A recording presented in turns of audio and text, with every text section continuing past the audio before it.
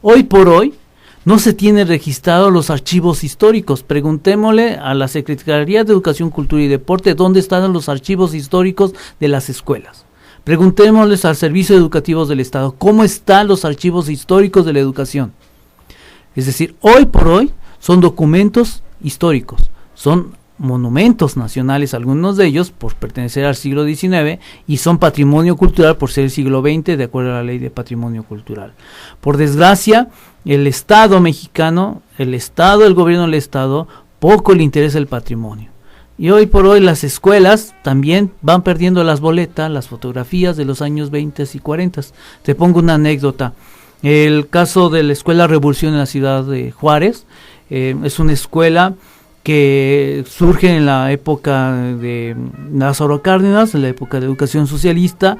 Es una escuela magnífica en términos arquitectónicos, gigantesca, porque se hablaba de la escuela popular y por tanto tenía que ser masiva la educación, pero es una escuela que en sus interiores tienen detalles de Art Nouveau.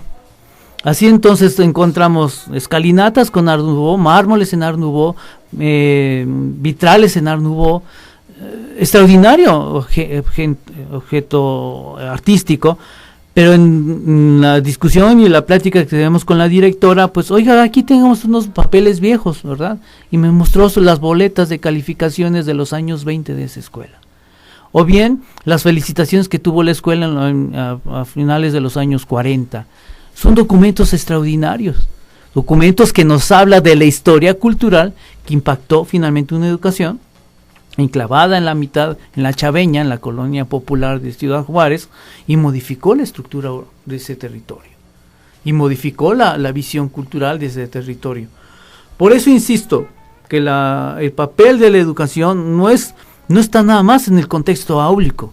La investigación educativa está más allá del contexto áulico, más allá de una visión de la política educativa y cómo influye en el papel del docente y su currículum. Está en la historia cultural, en la vida cotidiana, que sucede al entorno. Si hoy por hoy la escuela se ha aislado de la escuela, de su contexto comunitario, su contexto social, es por una historia larga, una historia de relación de educación y cultura que se ha permeado con una visión pues ancestral que hay que analizarla, ¿verdad? Y partimos con este ensayo de investigación educativa sobre lo que son los edificios y lo que es su patrimonio. Así que los patrimonios culturales no solamente es la edificación, sino también sus documentos, sus fotografías, las experiencias metodológicas, las experiencias pedagógicas del contexto.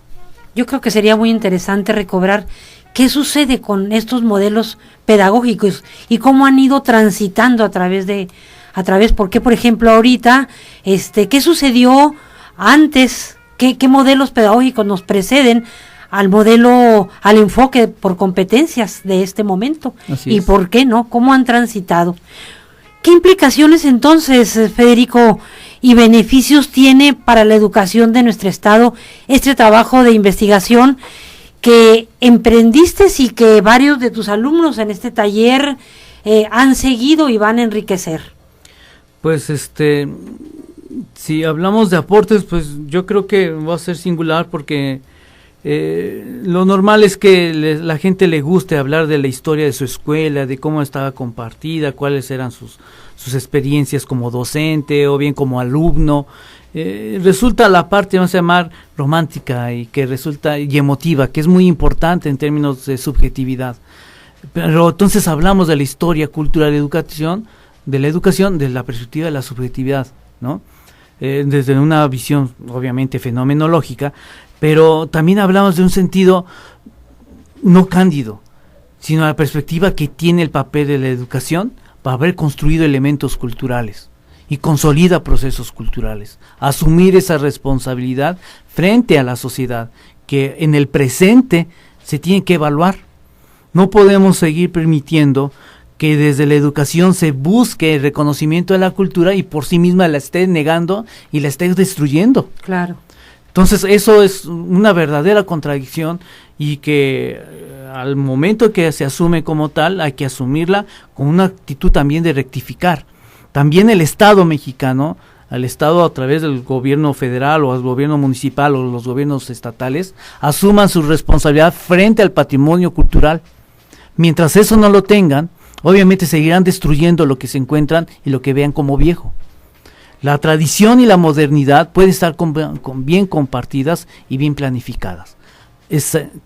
Obviamente respetando la conservación, teniendo los valores y principios generales de la conservación y la protección, y obviamente en un Estado de Derecho. Cuando existen leyes que permiten proteger el patrimonio cultural de carácter federal y estatal, y si son los mismos gobernantes quienes se encargan de destruirlo, ¿en qué Estado de Derecho estamos planteando?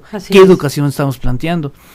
La educación hoy por hoy debe estar fundada hacia los derechos humanos, hacia los derechos de conservar la dignidad humana, y está en su derecho de conservar la condición humana. Entre ellos está la dimensión cultural.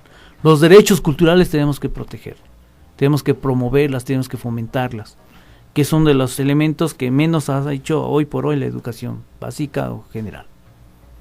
Pues muchísimas gracias al maestro Mancera, muchas felicidades por este trabajo que coordina.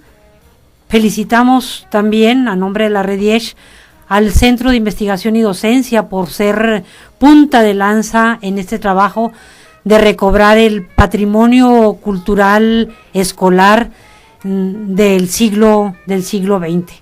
Gracias, maestro Mancera, felicidades a sus alumnos también por continuar este trabajo y enhorabuena. Muchas gracias a ti, Rosy, y a la REDIESH, felicidades también.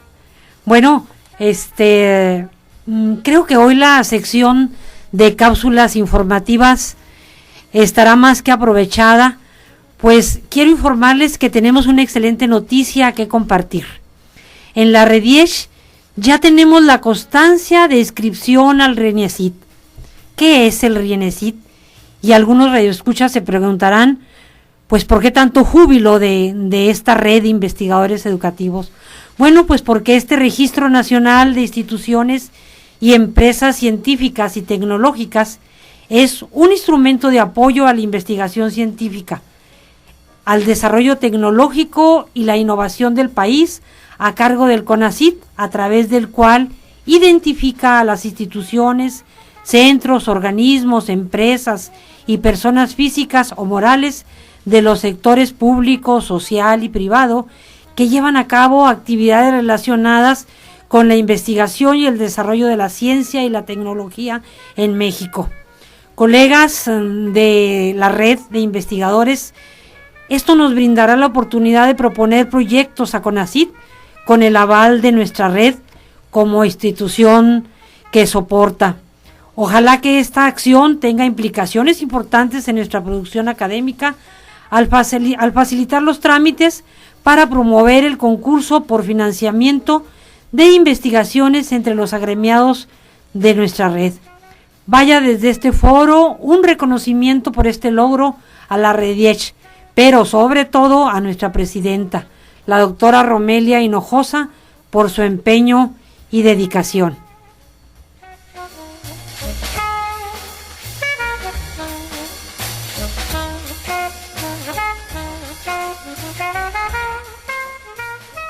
Escenarios de la investigación en Chihuahua y su servidora Rosa Isela Romero Gutiérrez, conductora titular, agradece su atención y su interés por nuestro programa y les recordamos que estamos a sus órdenes en www.rediech.org y en escenarios@rediech.org. Los esperamos en punto de las 16 horas el próximo miércoles 28 del presente. Que tengan ustedes una excelente tarde. Gracias.